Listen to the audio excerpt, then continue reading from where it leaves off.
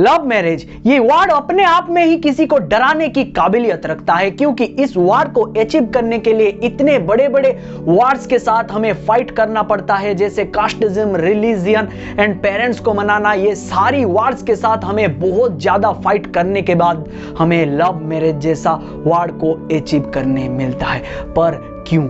इसी के इर्द गिर्द हम आज दो बड़े बड़े केसेस के ऊपर बात करेंगे, जो केसेस के स्टेटमेंट्स हमारे सोसाइटी के रियलिटी को दिखाते हैं। हम फ्यूचर में भी ऐसे ही सेंसिटिव टॉपिक्स के ऊपर बात करेंगे जिसके बारे में कोई बात नहीं करता, इसलिए इस चैनल को सब्सक्राइब जरूर कीजिएगा।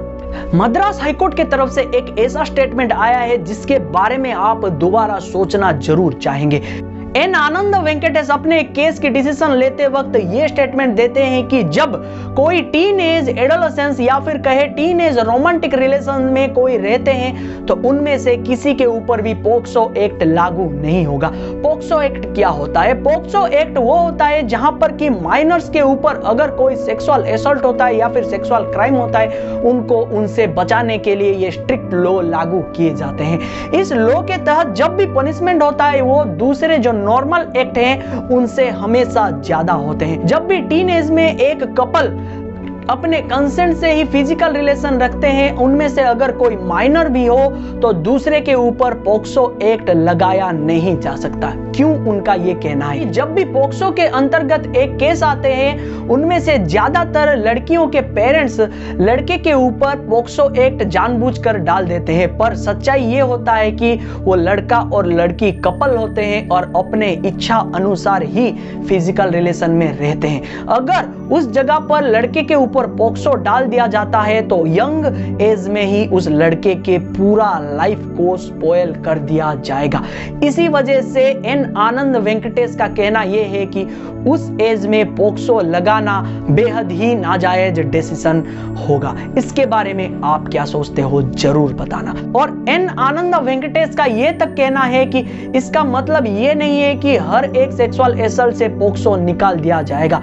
हर एक एक्ट जहां पर कि फोर्स किया गया हो सेक्सुअल रिलेशन रखने के लिए, या फिर ऐसा कोई जहां पर एक माइनर गर्ल के साथ फिजिकल रिलेशन रखने के लिए उसके साथ धोखा किया गया हो, जिसके तहत वो लड़की सोच रही हो कि उसकी इच्छा है पर वो सच्चाई में नहीं है, तो तब भी पोक्सो लगाया जाएगा।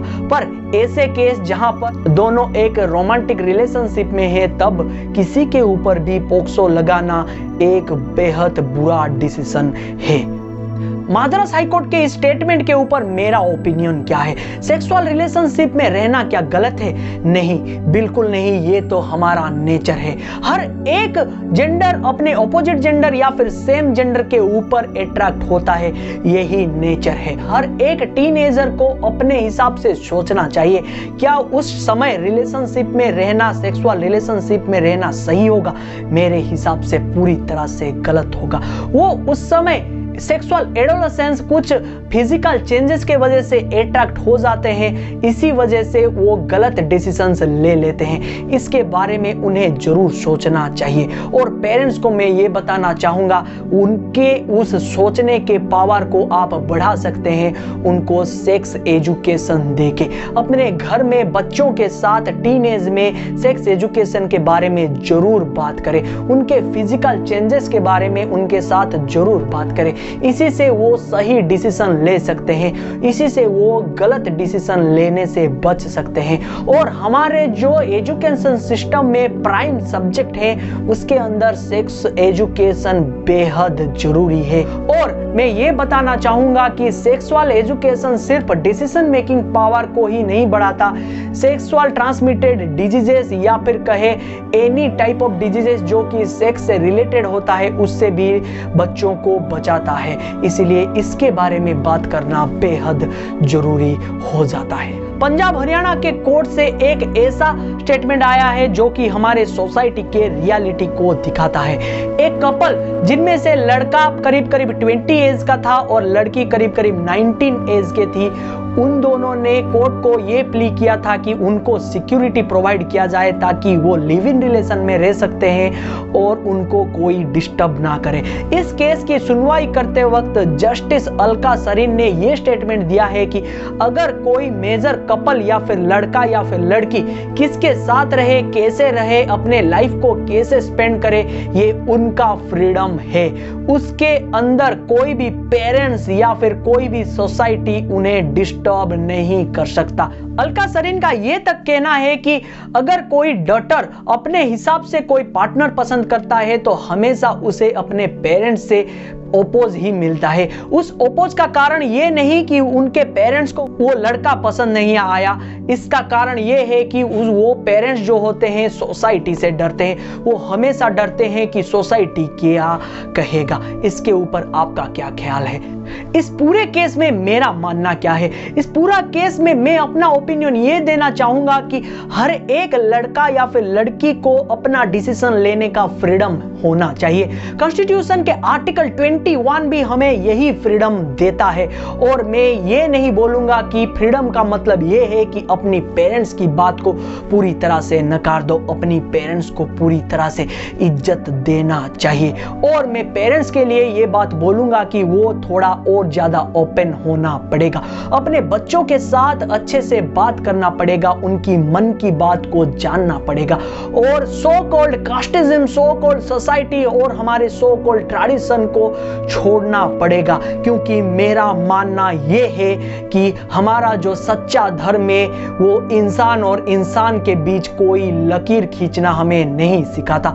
हमारा जो धर्म है, हमारा जो भगवत गीता है, रामायण, महाभारत या फिर इस्लामिस्ट के कोई भी किताब हो, क्रिश्चियनिज्म के कोई भी किताब हो, वो इंसान को इंसान ही देखना सिखाता है, ना कि कोई ब्राह्मण, वैश्य, शूद्र, क्षेत्रीय दिखाना सिखाता है।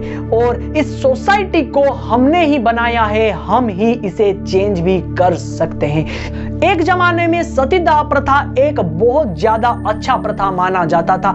इससे लोग स्वर्ग जाते हैं ऐसा माना जाता था, पर उसे बंद किया गया या फिर नहीं। इसी तरह अगर एक जनरेशन लव मैरिज या फिर किसी चीज को भी एक्सेप्ट कर लेती है तो उसके बाद जो जनरेशन आएंगे वो उसे भी नॉर्मलाइज तरीके से एडॉप्ट कर लेंगे। यही होता है सोसाइटल चेंज। और इस चेंज को हमें जानना पड़ेगा, मानना पड़ेगा, इस बारे में दोबारा सोचना पड़ेगा, पेरेंट्स को भी और बच्चों को भी। इस टॉपिक के ऊपर मेरा क्या ओपिनियन था मैंने आपको बताया।